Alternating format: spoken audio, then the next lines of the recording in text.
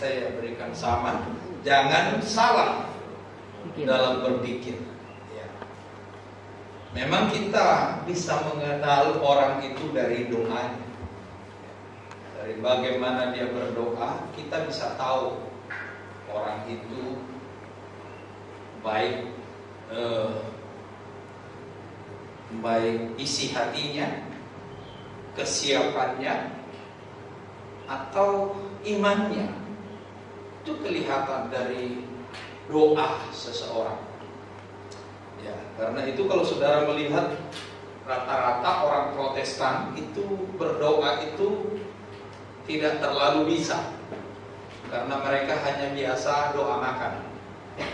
Kalau doa penyembahan itu hampir jarang. Jadi kalau HKBP, GKI, Katolik, ya itu doanya hanya doa-doa biasa. Kenapa? Karena memang mereka tidak pernah diajar untuk berdoa. Dan biasanya anak Tuhan juga sama. Jadi kalau kita melihat dari doa, itu ketahuan ini tidak siap berdoa, ini sedang off hatinya kepada Tuhan, itu kelihatan. Karena itu pasal 63 ayat yang ke 15 sampai pasal 64 itu adalah doa. Ya, pasal 64 itu adalah doa. Maka kita mengerti dari doa itu bahwa orang Israel dalam berpikir itu salah. Cara berpikirnya mereka itu salah. Ya. Kemarin kita sudah lihat ayat 16 sampai 15 dan 16. Nah, hari ini kita akan masuk dalam ayat 17 sampai ayat yang ke-19. Ayat 17, mari kita baca sama-sama.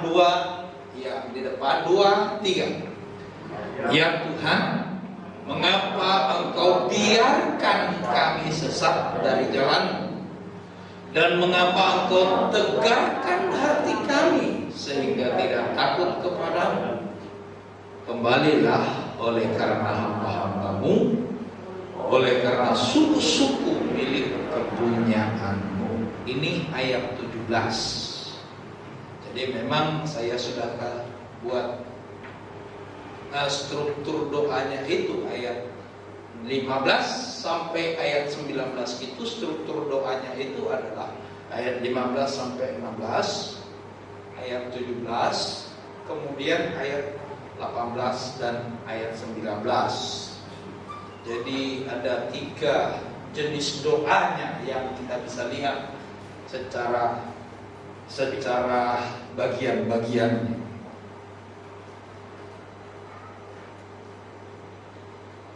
Nah, lihatlah bagian pertama. Kenapa saya mengatakan jangan salah berpikir? Karena bagaimana dari doa itu kita melihat bagaimana kesalahan mereka dalam cara berpikir. Ya. Jadi kesalahan orang-orang Israel dalam cara berpikir itu kelihatan dari isi doa. Makanya saya bilang tadi bagaimana orang berdoa, seperti apa doa orang itu, kita bisa melihat isi hati mereka. Kita bisa melihat bagaimana cara pandang mereka. Kita bisa melihat bagaimana iman mereka. Itu akan kelihatan. Itulah sebabnya saudara yang dikasih oleh Tuhan, gembala itu sebenarnya banyak cara untuk melihat pribadinya jemaat itu. Ya. Jadi salah satunya saya bukakan hari ini adalah dari cara saudara berdoa. Ya. Dari saudara cara berdoa, gembala itu bisa mengerti sebesar apa sih iman.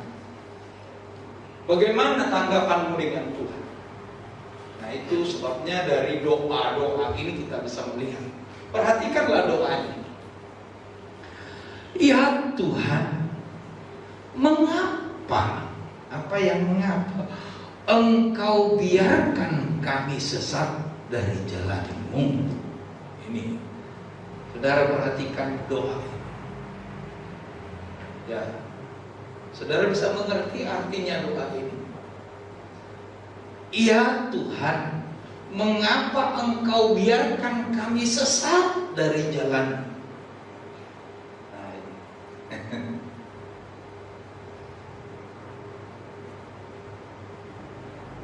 Ini doa sepertinya benar.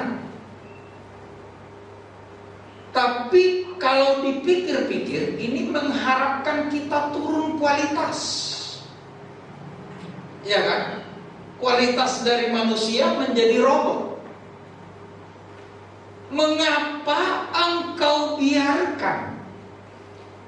Jadi maunya manusia itu, manusia dibuat jadi robot. Ya, dipaksa untuk hal yang baik. Kalau yang jahat tidak boleh. Ya, saudara bisa sadar enggak bahwa saudara adalah robot?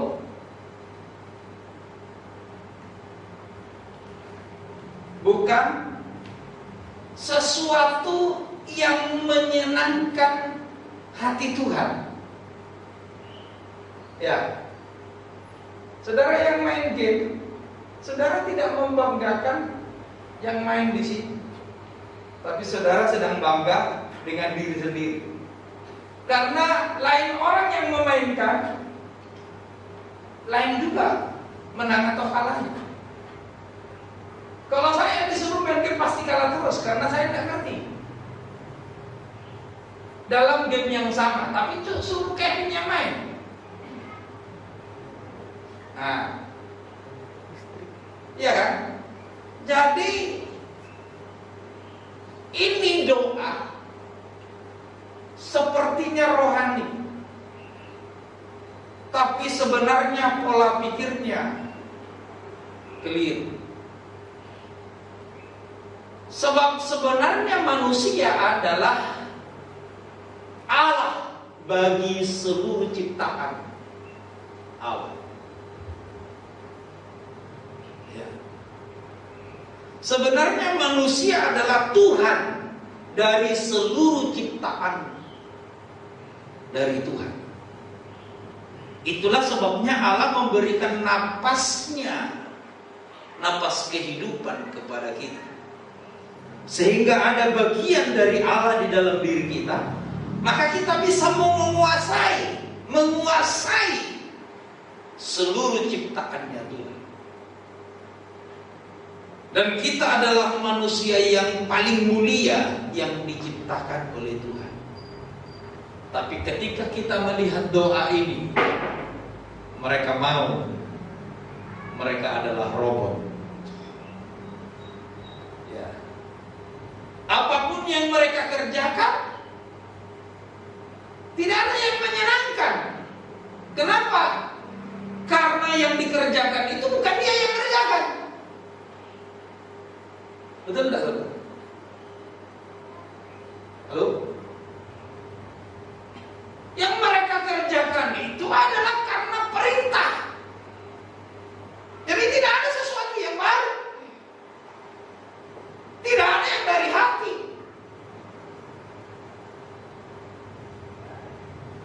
Hah?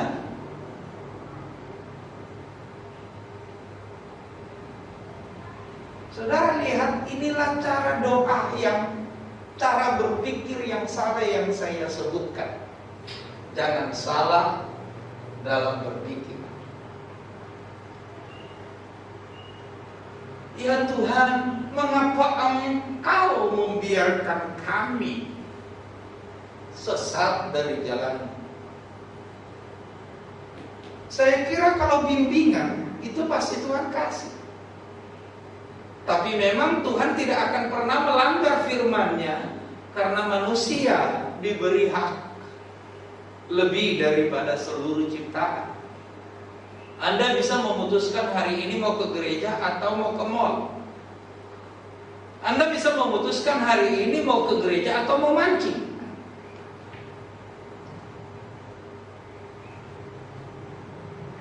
Ya. Kalaupun ada ayatnya yang berkata, kemanakah aku akan lari? Ya, seperti Yunus. Kemana-mana ada penghalang supaya dia kembali ke Niniwe. Tapi saudara lihat apakah Tuhan memaksa? Dia boleh pergi ke Tarsis, ya kan? Nah saudara yang dikasih oleh Tuhan, inilah manusia menginginkan robot. Padahal Tuhan mengharapkan dengan sukacita kita datang kepada Tuhan. Tanpa ada inisiatif dari Tuhan, kita memikirkan sesuatu yang terbaik. Sama seperti Daud ketika dia membangun rumahnya, bagus rumahnya dari kayu aras. Kemudian dia lihat tenda-tenda itu, di mana tabut Allah hanya tinggal di tenda. Maka dia berpikir dia akan membangun rumah bagi tabut perjanjian itu. Dan Tuhan heran, aku belum pernah nyuruh orang untuk membangunkan rumah buat saya. Apa pernah mendengar? Tidak. Kenapa kamu buat? Nah itulah manusia harusnya. Seharusnya manusia itu membuat sesuatu yang menyenangkan hati Tuhan. Maka dengan apa yang kita buat itu dengan Tuhan, maka dia bisa berkata, dia adalah orang yang baik, jemaat yang baik, jemaat yang setia. Ya. Jadi kalau kita melihat ayat ini, ada cara berpikir yang salah. Ada cara berpikir yang keliru, di mana mereka berharap mereka adalah sebuah batu yang harus digerakkan.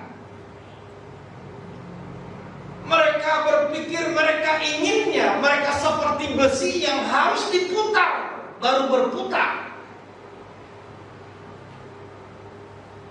Padahal sebenarnya Tuhan menciptakan manusia dengan kualitas manusia, karena dia berharap ada sesuatu yang menyenangkan. Ya, ada sesuatu yang menyenangkan. Ya.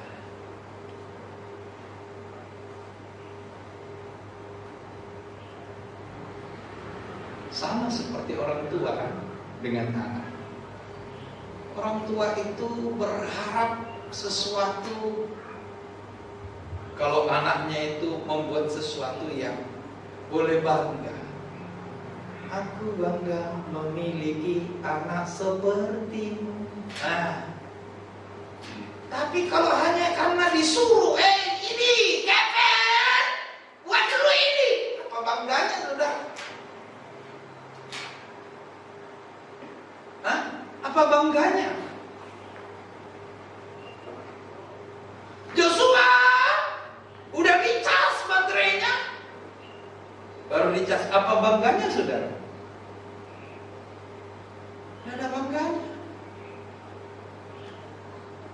Tapi coba setiap sesuatu yang dia kerjakan di luar nalar kita, kita akan berkata, kita mendoakan dia pun kepada Tuhan dengan sukacita. Dan kita percaya doa yang lahir dari hati besar kuasanya.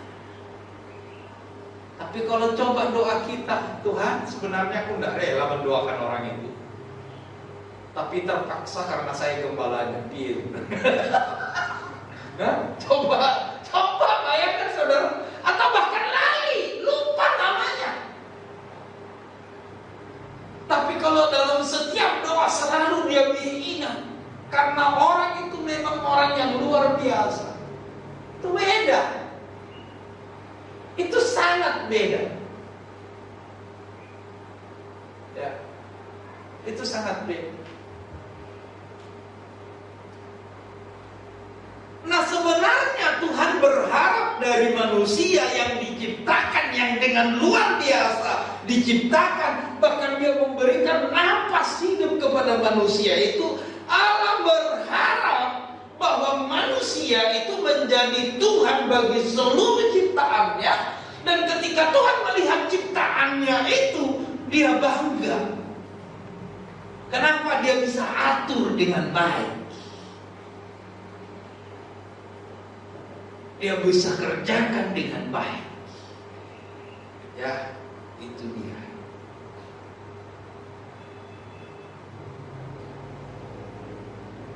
Tapi bisa teratur kalau hey, semuanya harus dibunuti. Tuhan itu berpikir begini, kalian ini diciptakan serupa dengan aku. Bagaimana kualitasnya? Sama aja dengan kualitas yang lain, sudah.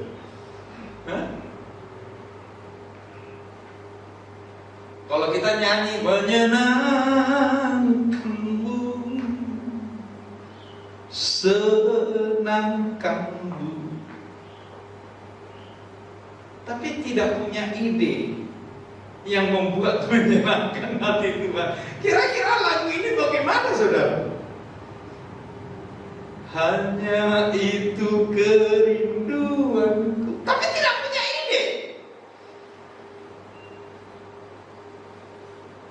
Menyenangkanmu, senangkan hati, tapi tidak ada apa-apa, kosong. Tidak ada yang mau diberikan kepada Tuhan kecuali dibuluti. Bayar perpuluhan, bayar. Kolektor. Hei, ibadah. Tapi kalau kita kadang-kadang ada keperluan, maaf Tuhan, saya lagi ada keperluan, ya kan? Terus yang menyenangkan itu apa? Ketika kamu nyanyi menyenangkanmu, senangkan, idenya apa? Nah, inilah yang saya katakan, manusia berharap kualitasnya turun.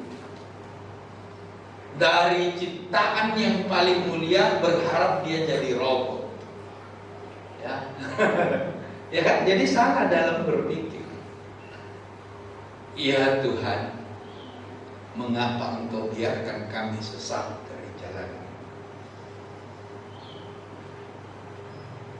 Allah menciptakan manusia segambar dengan Allah, supaya kita bisa dengan bebas, dengan kreativitas, dengan sesuatu ide-ide yang cemerlang, mengerjakan yang menyenangkan hati Tuhan. Maunya seperti itu. Makanya harapannya Tuhan itu terhadap manusia sangat besar. Semua yang lain tidak ada hubungannya dengan surga kecuali manusia. Semua yang lain tidak ada yang akan dibangkitkan untuk menikmati surga kecuali manusia. Ya. Tapi sayang, manusia diciptakan begitu luar biasa, tapi kepinginnya jadi robot. Nah, hari ini jemaat Tuhan, jangan salah dalam berpikir. Ya, kalau Tuhan setia buat kita, walaupun kita hanya sekedar, ya. Kalau Tuhan memberkati kita, walaupun kita hanya sekedar, jangan hanya berpikir Tuhan itu Maha Pengasih. Tapi ingatlah satu hal yang saya ingin pesankan pagi hari ini. Kau diciptakan dengan sesuatu yang lebih, bahkan terlebih besar dari segala sesuatu yang diciptakan oleh Tuhan. Karena Dia berharap engkau bisa melakukan yang terindah dengan cara berpikir yang punya ide yang baik. Amin, saudara. Jadi ojo dipok sosek baru gelem. Nah, sedangkan Yunus saja Tuhan protes. Yunus itu diprotes, padahal Yunus itu sebenarnya punya alasan. Tapi Tuhan protes Yunus dengan cara menumbuhkan pohon. Enak dia berteduh di bawah pohon, tapi sengaja Tuhan buat lagi pohon itu menjadi kering, dan Yunus marah. Nah, Tuhan memberikan gambaran, menunjukkan protesnya Tuhan dengan cara berpikirnya Yunus. Dia pikir Yunus berpikir bahwa orang Niniwe itu bukan yang dicipta, bukan diciptakan Tuhan. Dia ingin orang Niniwe itu hancur. Tuhan protes. Padahal memang ada masalah yang dipikirkan oleh Yunus, tapi Tuhan protes. Saudara lihat bagaimana Tuhan berharap menikmati sesuatu yang indah dari hidup kita. Dia berharap menikmati sesuatu ide-ide yang baik yang membuat hati Tuhan kaku. Ya, makanya ada julukan, tidak ada orang seperti Ayub. Jujurnya, itu menyenangkan. Ya. Lalu Tuhan berkata tidak ada orang seperti Musa. Apanya?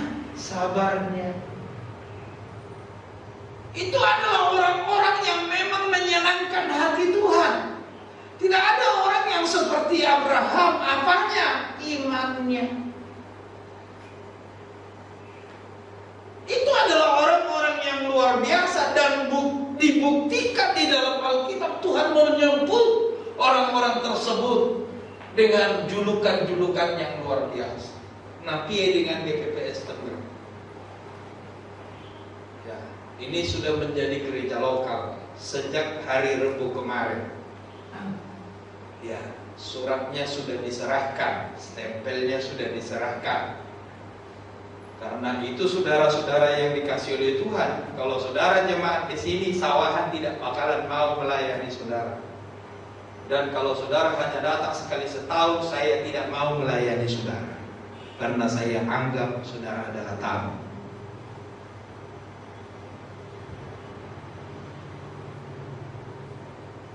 Masa datang sekali setahun merasa jemaat di sini?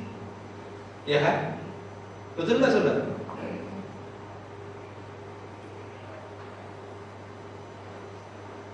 Nah, inilah yang saya sebutkan cara berpikir yang salah. Jangan salah berpikir, saudara. Amin. Jemaat Tengger harus punya ide yang kreatif. Bagaimana menyenangkan hati Tuhan. Harus punya ide-ide yang kreatif. Karena kita adalah manusia. Kita adalah ciptaan yang paling mulia. Ya. Mari kita lihat doa yang berikut. 2, 3. Dan mengapa engkau tegarkan? Engkau tegarkan. Ini kejam ini.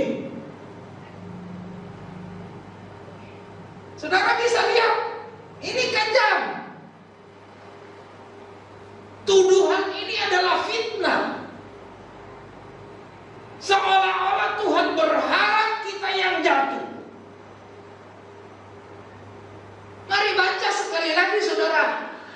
Dan mengapa engkau tegarkan hati kami, sehingga tidak takut kepadamu? Wow. Ya. Jemaat Tuhan sudah disebut namanya. Aku tidak suka disebut namaku. Anak saya protes sama istri saya. Aku tidak senang lihat disebut-sebut. Lo bayangkan juga. Padahal itu ajaran. Kenapa ajaran? Supaya kamu bisa memberi yang terbaik. Itu bukan teguran, Bu. Bukan. Ya. Kalau dibilang crash, kenapa tidak datang hari Kamis? Itu bukan teguran, Bung. Itu memberikan pengetahuan buat kamu supaya kamu bisa yang memberi yang terbaik. Kalau kamu menganggap itu sebagai teguran, itu salah dalam hal berpikir. Ketika saya memberikan ide-ide itu di sini, itu adalah sebuah pelajaran. Dan kamu harusnya bersyukur, wow, aku punya ide. Harusnya bersyukur, wow, saya punya cara. Saudara harus datang secara pribadi kepada saya dan berkata, terima kasih Pak, saya sudah dapat cara untuk menyenangkan hati Tuhan. Bukan malah protes.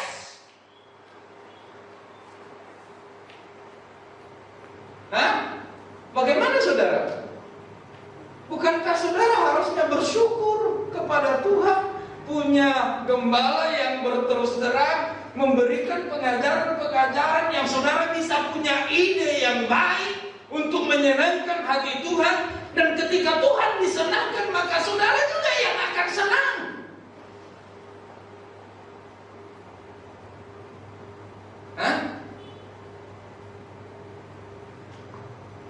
Ini fitnah.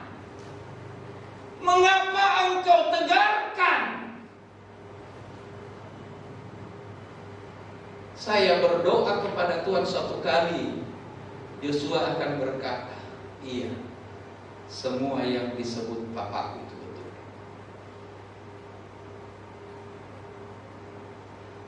Saya dari kecil tidak ada yang memberikan pengajaran yang seperti itu, sekalipun bapakku pendeta, sekalipun ibuku adalah orang yang sekolah Alkitab. Tapi saya bersyukur kepada Tuhan, ada orang-orang tertentu yang selalu menggesek saya supaya saya semakin mengerti bagaimana memberi yang terbaik untuk Tuhan.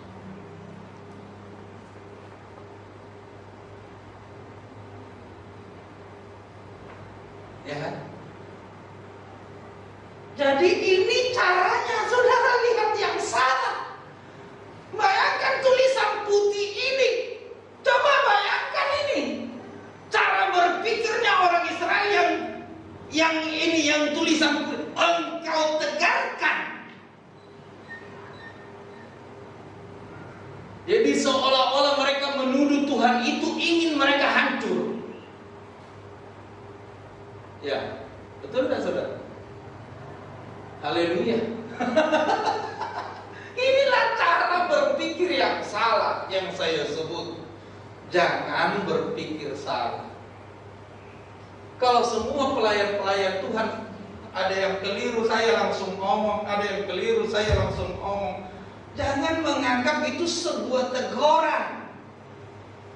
Itu adalah ide yang baru untuk kalian bisa menyenangkan hati Tuhan, bukan menyenangkan hati saya. Karena setiap pribadi kita ada di hadapan Tuhan. Bukan begitu?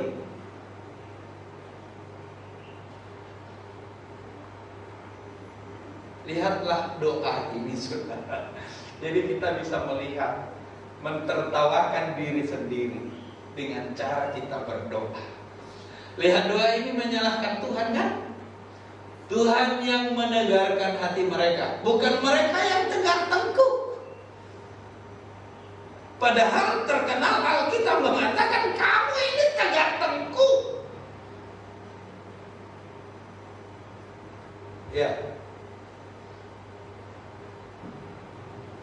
Kalau saya memberikan pelajaran manajemen kepada Yosua, kepada orang-orang yang menikah, bukan untuk saya. Tapi itu sebuah bukan teguran juga, itu sebuah pelajaran. Pelajaran untuk apa? Karena kami ini sudah pernah mengalami ekonomi yang hancur. Ketika ekonomi hancur tidak bisa kemana-mana, mau apa saudara? Dan kalau sudah masalah seumur hidup, lebih baik hari ini makan ikan asin, bahkan tanpa ikan asin, asal jangan utang. Tapi besok kamu akan menikmati makanan yang enak. Tapi kalau hari ini engkau sudah mulai utang untuk makanan yang enak, udah masalah itu seumur hidup. Itulah pelajaran pengalaman yang sudah kami alami. Dan kami harus sebutkan itu. Bukan karena mengekang apa yang punya duitmu. Bukan. Bukan seolah-olah ingin memaksa kamu untuk melakukan seperti yang dikatakan oleh Pak Pendeta. Bukan. Tetapi supaya suatu saat engkau tidak mengalami pengalaman pahit. Karena Alkitab juga menuliskan dengan baik, 7 tahun kelimpahan harus menyimpan di zamannya Yusuf. Jelas kan? Harus menyimpan. Karena akan datang 7 tahun berikut yang sukar, yang sulit. Untuk menutupi yang sulit ini, maka harus ada simpanan. Makanya kalau pranikah selalu disebut kamu harus bikin tabungan sekian persen kalau boleh. Tergantung dari gaji kita. Tergantung dari gaji kita. Kalau memang hanya 500.000 ya memang susah, nggak bisa.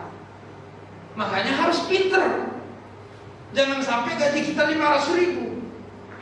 Bagaimana caranya? Belajar yang pinter. Ya, belajar yang pintar. Makanya selalu disuruh belajar, jangan cuma lihat game. Supaya suatu saat orang butuh pekerjaan, kamu punya skill. Makanya di kaum muda diajari hanya ada 2 kualitasnya manusia. Pertama skill, yang kedua karakter. Kamu punya karakter, tapi kalau tidak punya skill, mau bikin apa? Kamu punya skill tapi tidak punya karakter, untuk apa? Manusia hanya harus memiliki 2 hal ini. Yang mudah saya sebutkan ini supaya kalian menjadi orang yang hebat. Bukan untuk memaksa saudara. Itu adalah ide-ide yang bagus yang Tuhan berikan kepada saya untuk mengajar saudara. Karena Tuhan mengasihi saudara. Men saudara. Kok menengahi kamu? Seolah-olah saya marah-marah. Hah? Tapi sadarilah inilah cara berpikir yang salah. Dan Tuhan tidak mau kita cara berpikir yang salah itu. Nah ini dia. Mereka yang tegar tengkuk, setiap diomongi melawan, dan selalu berpikir pola pikir mereka yang benar. Saya bisa merasakan itu dari kedua anak saya.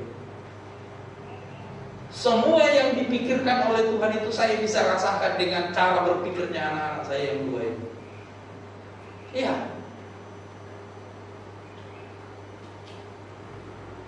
Makanya saya sedikit tahu apa yang ada di hatinya Tuhan ini.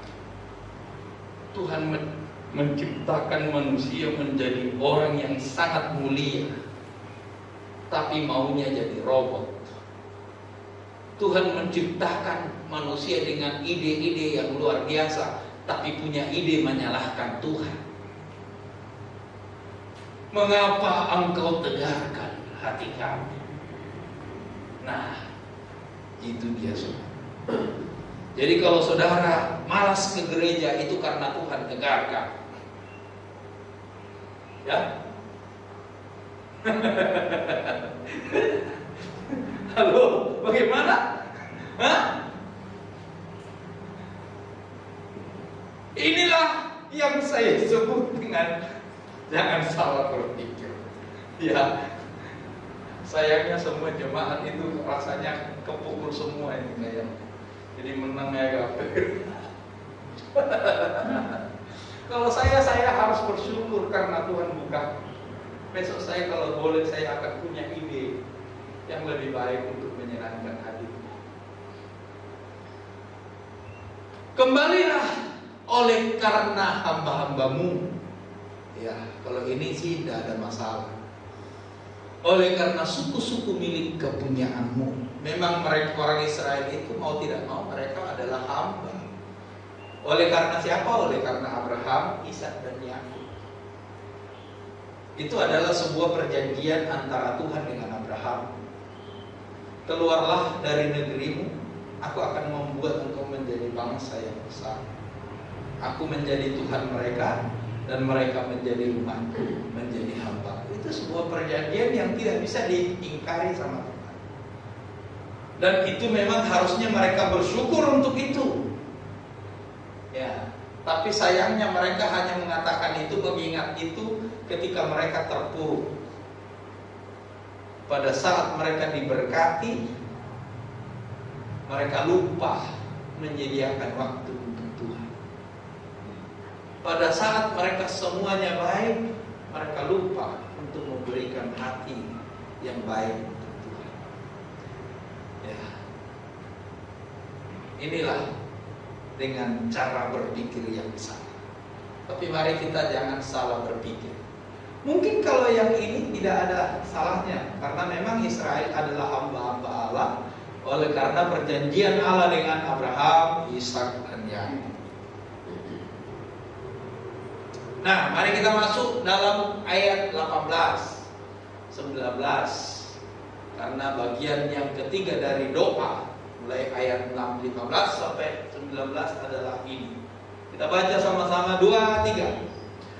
Mengapa orang-orang fasik menghina tempat kudusmu? Para lawan kami memijak-mijak bait kudusmu. Keadaan kami seolah-olah kami dari dahulu kala tidak pernah berada di bawah pemerintahan. Seolah-olah namamu tidak pernah disebut di atas kami. Ini dengan sebuah keadaan mereka merasa memang jauh kualitasnya dari yang pertama, di mana zamannya Musa memimpin mereka dari Israel. Ini adalah sebuah kesadaran. Karena itu saudara, kalau engkau jauh dari Tuhan, kualitasmu sangat jauh kalau engkau sadari itu. Sayangnya seringkali kita tidak sadar bahwa punya kualitas yang sudah jauh dari yang sesungguhnya. Ya, kita tidak pahami, kita tidak mengerti bahwa sebenarnya kualitas kita sebagai manusia telah jauh turun.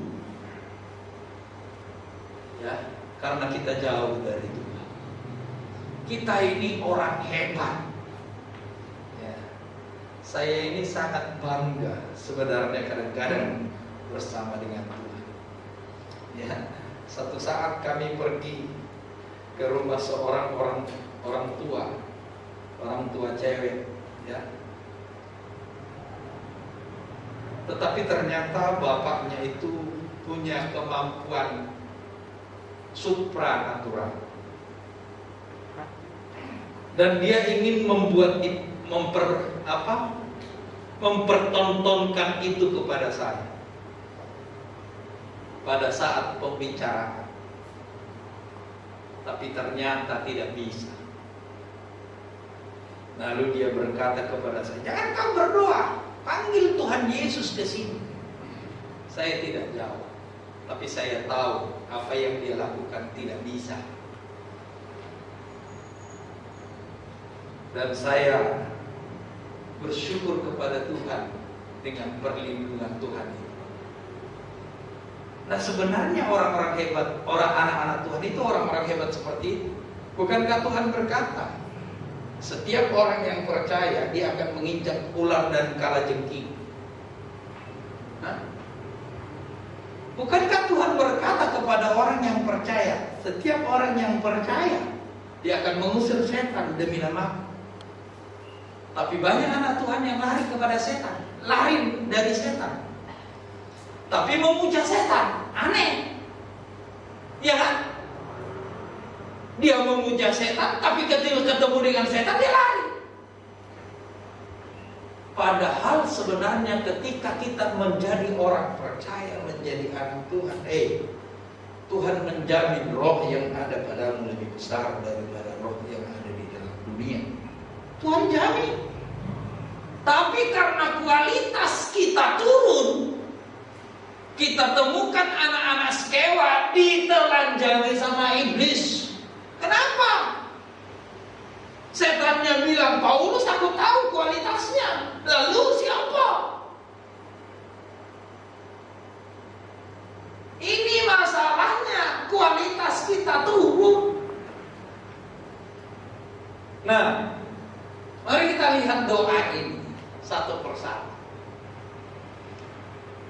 Mengapa orang-orang fasik menghina tempat kudusmu? Saya buat kata ini tebal. Tempat kudus yang dimaksud adalah bait Allah yang dibangun oleh Salomo. Ya. Tetapi juga tempat kudus yang dimaksud adalah Gunung Sion, gunungnya Allah. Tapi tempat kudus juga yang dimaksud adalah Yerusalem, karena Yerusalem itu juga adalah kota Allah. Sion itu gunungnya Allah. Yerusalem itu kota Allah. Tapi bait Allah itu juga. Nah, itu diinjak-injak orang kan, karena memang dibakar. Waktu mereka dibuang ke Babel, dihancuri. Tempat minum-minum yang untuk dipersediakan untuk persediaan di bait Allah dibawa ke Babel. Dan itu yang mereka ceritakan, mengapa kok Tuhan seperti ini. Nah, dengarkanlah apa yang saya lihat, katakan. Bait Allah bukan rumah Tuhan. Gereja ini bukan rumah Tuhan. Tapi teruskan dulu ya, jangan langsung dihakimi saya. Karena Tuhan tidak bisa ditampung oleh buatan manusia. Terlalu besar Tuhan itu, dia tidak muat di sini. Dan tidak perlu dia juga punya gedung ini. Tidak perlu dia Tuhan.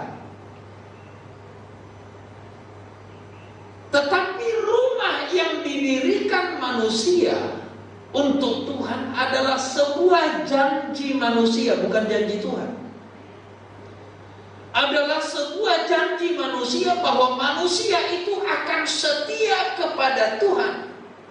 Dengan dia masuk di dalam rumah Tuhan, di bait Allah, itu menunjukkan dia ingin setia kepada Tuhan. Ketika orang-orang percaya membangun rumah Tuhan, itu adalah sebuah komitmen, sebuah janji bahwa mereka akan beribadah di situ kepada Tuhan yang mereka sebutkan.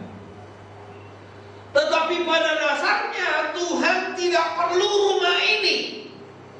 Yang perlu rumah ini adalah kita.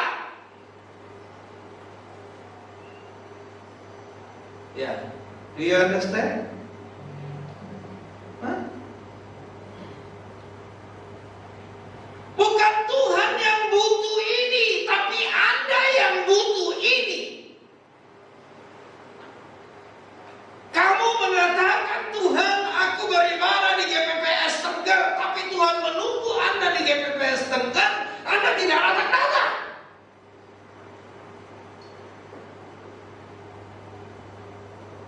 Itulah sebabnya ada sebuah kekecewaan dari Tuhan.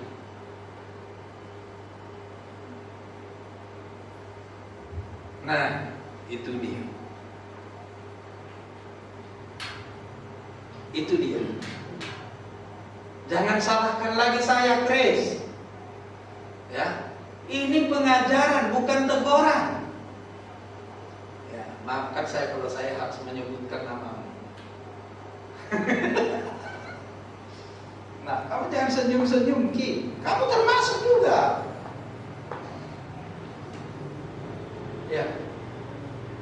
bukan teguran, tapi pengajaran. Jangan marah. Gereja ini Tuhan tidak butuh.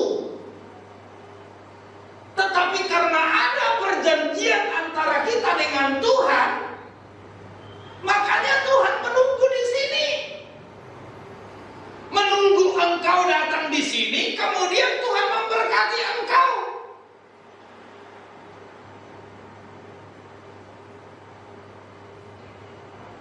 Loh, emang Tuhan tidak bisa kalau saya di rumah? Oh, siapa bilang tidak bisa? Bisa. Tapi Tuhan sudah menetapkan dengan cara ini aturan, Bung. Tidak bisa diubah-ubah. Aturan yang Tuhan buat adalah sistem pengembalaan, sistem persekutuan. Akulah pokok anggur yang benar, kamu adalah carang. Carang yang mana? Carang kiri atau carang kanan? Anda adalah carang GPPS. GPPS mana?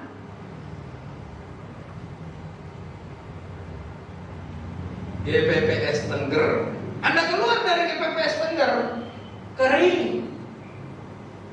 Kenapa? Bukan karena GPPS Tengger hebat, bukan. Tapi karena sebuah perjanjian. Hah? Ya kan? Tapi karena sebuah perjanjian dengan Tuhan.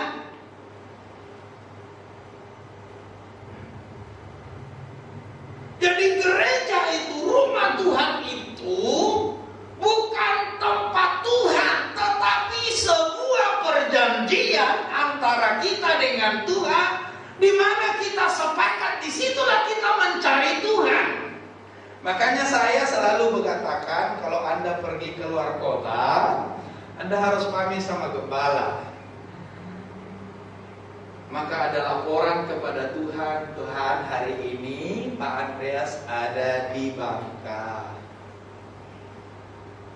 Tuhan tolong, kalau toh dia beribadah di sana, Tuhan berkati. Ya. Itu adalah jemaat yang benar. Tapi kau datang dan pergi sesuka hatimu.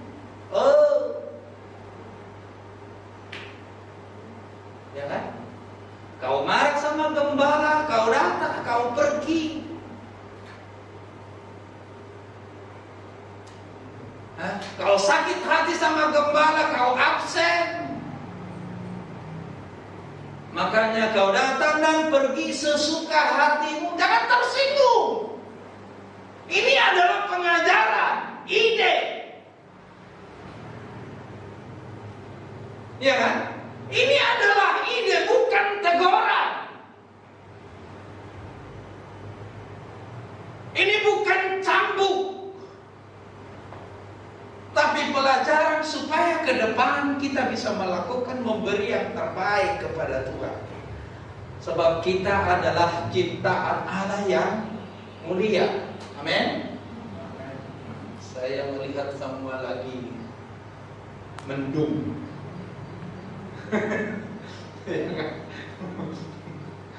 Kurang wow. Ya, Roh Tuhan itu akan berkarya ketika kita baik, ketika kita benar. Karena kalau manusia tidak setia kepada Tuhan, maka rumah yang didirikan Tuhan itu tidak ada artinya. Tidak ada artinya kalau manusia itu tidak setia kepada Dia. Makanya akan diruntuhkan. Baca 1 Raja-Raja pasal 9 ayat 8. Makanya kemarin saya suruh baca kitab Raja-Raja. Di sini adalah perkataan Tuhan terhadap Salomo ketika dia sudah mendirikan rumah Tuhan. Tuhan berkata, kalau engkau setia, aku akan tinggal, namaku akan tinggal selama-lamanya di sini. Kalau mereka berdoa kepada Tuhan di rumah yang Tuhan beri perjanjian dengan mereka, Makanya doa di rumah sama doa di gereja beda. Apakah kita tidak boleh berdoa di rumah? Oh, boleh. Karena Tuhan juga suruh berdoa setiap saat. Tetapi doa di gereja dengan doa di rumah itu berbeda. Karena memang Tuhan berkata, aku akan membuat namaku di situ. Dan jika engkau datang berdoa ke sini. Ya. Jadi kalau anak Tuhan datang berdoa ke rumah Tuhan itu sangat berbeda dengan hanya berdoa di rumah. Bukit doa jauh lebih, bukan lebih hebat daripada rumah yang sudah engkau sepakati di mana engkau bergereja. Bukit doa itu bagus, tetapi sebenarnya dari sebuah perjanjian itu bait Allah jauh lebih hebat. Kenapa? Karena di bait Allah itu ada sebuah perjanjian antara kita dengan Tuhan. Bahwa kalau kita memanggil namanya di situ, Tuhan akan mendengar. Halo? Tapi di bukit doa tidak ada perjanjian antara aku dengan Tuhan di situ. Memang Misa punya perjanjian dengan Tuhan. Aku ingin membuat rumah doa kepadamu, supaya setiap orang percaya boleh berdoa di sana dengan tenang. Memang Misa punya perjanjian dengan Tuhan di sana, tapi saya tidak. Tapi ketika kita bergereja, apalagi saudara yang dibaptis di sini, Anda punya perjanjian dengan Tuhan di sini. Ketika engkau disebutkan siapa yang mau menjadi anggota GPPS Tengger, tidak dipaksakan.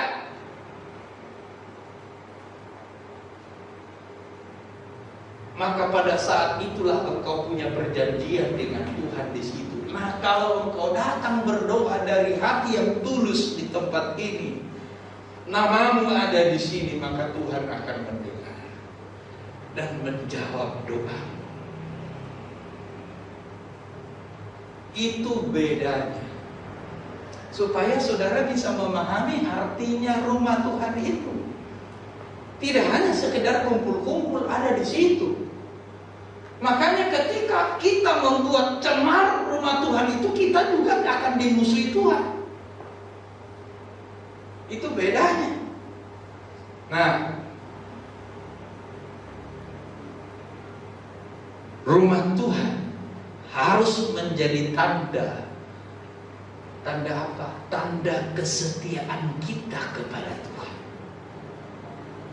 Itu rumah Tuhan. Jadi bukan sembrono. Rumah Tuhan itu adalah sebagai tanda kesetiaan kita kepada Tuhan. Karena itulah kita menjaga rumah Tuhan itu. Ketika kita datang, kita sujud dalam hati dan berkata, Tuhan, aku ada di sini. Aku mau bertemu dengan Tuhan. Itulah yang dibuat oleh Tuhan aturannya. Itu aturan main. Sama seperti manusia ditaruh di Taman Eden, ada pohon kehidupan yang tidak boleh dimakan. Masa mau larang Tuhan bikin bangun apa pohon itu? Kita berharap, kenapa Tuhan tumbuhkan itu pohon? Terserah dia. Dia yang punya taman, dia yang punya pohon. Cuman sudah dikasih tahu jangan makan bung. Karena kalau kau makan, kau mati. Tapi dimakan juga. Masa mau salahkan Tuhan? Kenapa kamu tumbuhkan pohon itu? Halo? Sadarilah dan jangan sampai salah berpikir. Haleluya. Haleluya. Cek banter sekali. Haleluya. Kurang buanter. Haleluya. Gitu. Cek di depan dah orang. 2, 3. Haleluya. Sengiki loh, siji loro telu papat lima. Haleluya. Kok sungkan awak ngomong amin? Amin itu jadilah demikian. Nah perlu sungkan ngomong amin. Nah saudara lihat ini, karena kalau manusia tidak setia, ya ini rumah Tuhan harus menjadi tanda kesetiaan kita kepada Tuhan. Karena itulah kita harus beribadah di rumah Tuhan. Sudah dikesepakati dari awal, harus ada rumah Tuhan, tempat kita mempersembahkan hidup kita kepada Tuhan. Di rumah boleh, boleh. Tapi rasakanlah bagaimana kita zoom di rumah. Ya. Ada yang sambil mandi, sambil dengar. Wil, di mana fotomu? Anak bilang baru mandi om. Kan? Lain dengan rumah Tuhan. Kita sudah siap, pakai sepatu dengan baik, hati dengan baik, dan kita datang menyembah Dia. Menyenangkanmu, senangkan. Tuhan bilang terima kasih. Ya terima kasih. Aku tidak rugi menciptakan engkau menjadi manusia yang lebih baik. Nah itu dia saudara.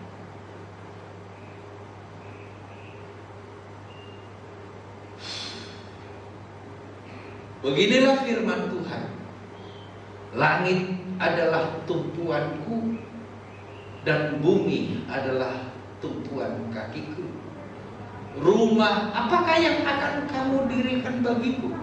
Dan tempat apakah yang akan menjadi perhentianku? Ini firman Tuhan dalam Yesaya pasal yang ke-66. Mana dia itu ya? Kok muncul Yesaya 66?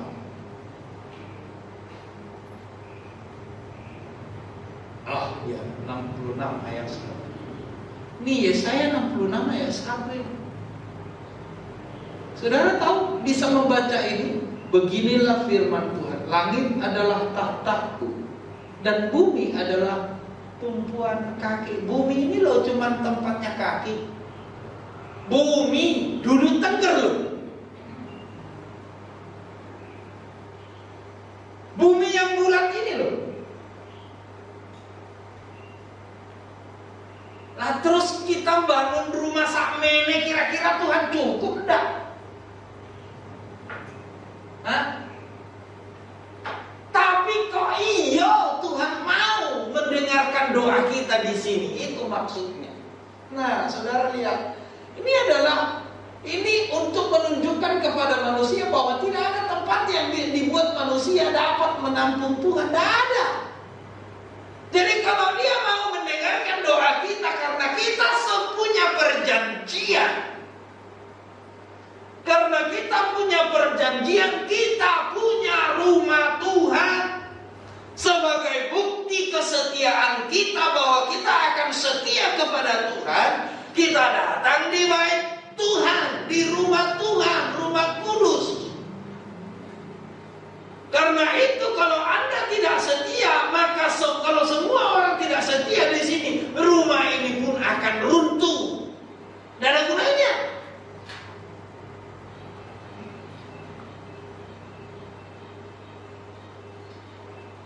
Kalau orangnya yang tidak mau datang ke rumah Tuhan, maka namanya dicoret.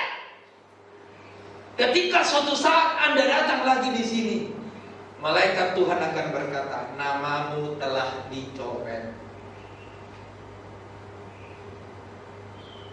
Ya, malaikat Tuhan itu akan berkata, namamu sudah tidak ada di sini. Kamu percuma datang di sini.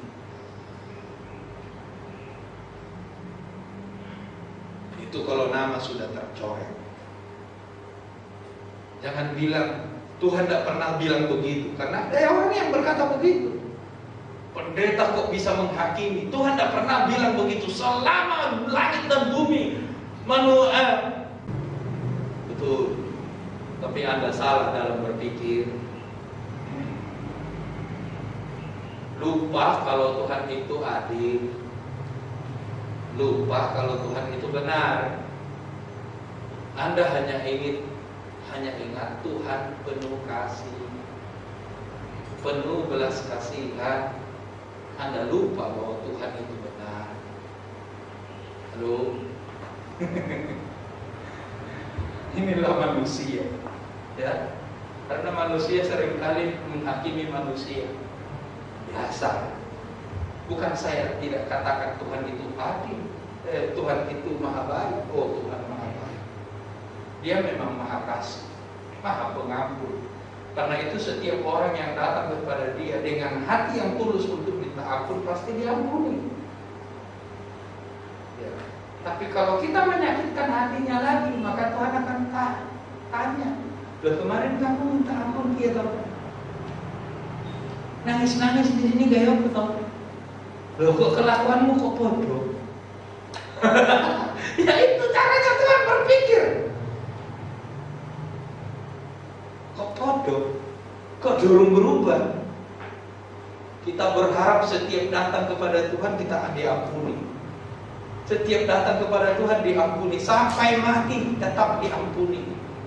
Tapi kapan mau menyenangkan hati Tuhan? Kalau hanya untuk diampuni terus. Ya. Ayat 19. Kita baca sama-sama. 2, 3. Keadaan kami seolah-olah kami dari dahulu kala tidak pernah berada di bawah pemerintah. Ya, ini adalah kesadaran. Ini aturan mainnya. Makanya saya suruh baca pasal 28 dari kitab Ulangan 47 sampai 68. Ya. Ayat 47 sampai 68. Ini aturan mainnya. Jadi kalau Tuhan berkata, kalau engkau tidak mau, atau baca dulu sejenak, tolong dibacakan Ulangan 28 ayat yang ke-47.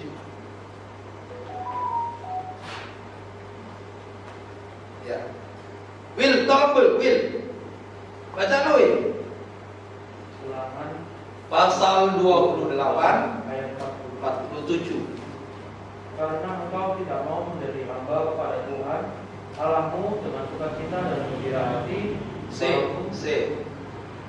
Karena engkau tidak mau menjadi hamba kepada Tuhan Allahmu dengan suka hati, dengan gembira, ya kan? Ya, begitu kan? Jadi artinya Tuhan ingin kita dengan senang hati, bukan dengan sebuah paksaan. Ya kan? Bukan dengan sebagai robot. Dengan suka hati dan dengan gembira. Ayo teruskan. Teruskan. Walaupun kelimpahan akan segala-galanya. Terus ya. Maka dengan menanggung lapar dan haus, dengan telanjang dan kekurangan, akan segala-galanya engkau akan menjadi hamba kepada musuh yang akan disuruh Tuhan melawan engkau. Ya, sampai di situ aja. Karena saya percaya saudara sudah baca semua. Ini jelas aturan mainnya kan? Ulangan 28 ada berkat, ada kutuk yang ditunjukkan kepada Tuhan. Dan 47 itu adalah aturan mainnya. Jika engkau tidak mau menjadi hamba kepada Tuhan Allahmu dengan senang hati, dengan gembira, maka meneh-meneh tunggu saja. Aku akan memerintahkan. Ya memang akhirnya kualitas dia sebagai bangsa tidak ada. Kualitas kita jadi anak Tuhan diragukan. Tapi kalau saudara adalah anak Tuhan yang setia, kemana Anda berjalan, iblis gemetar. Karena dia tahu kita adalah anak Tuhan. Kemana kita melangkah? Diberkatilah engkau di kota, diberkatilah engkau di desa, diberkatilah pekerjaan. Itu janji Tuhan. Itu aturan main. Mereka mereka berkata keadaan kami seolah-olah. Memang Tuhan sudah bilang itu aturan main. Karena itu mari kita setia kepada Tuhan. Jangan salah berpikir ya Dino ya. Jadilah anak Tuhan yang baik, yang diberkati oleh Tuhan. Karena itu mereka salah berpikir. Mereka berpikir mereka umat Tuhan, tapi mereka tidak menunjukkan kualitas umat Tuhan. Mereka pelayan Tuhan, tapi tidak menunjukkan kualitas pelayan Tuhan. Ya. Dan itu menyakitkan hati Tuhan. Haleluya. Jangan salah berpikir.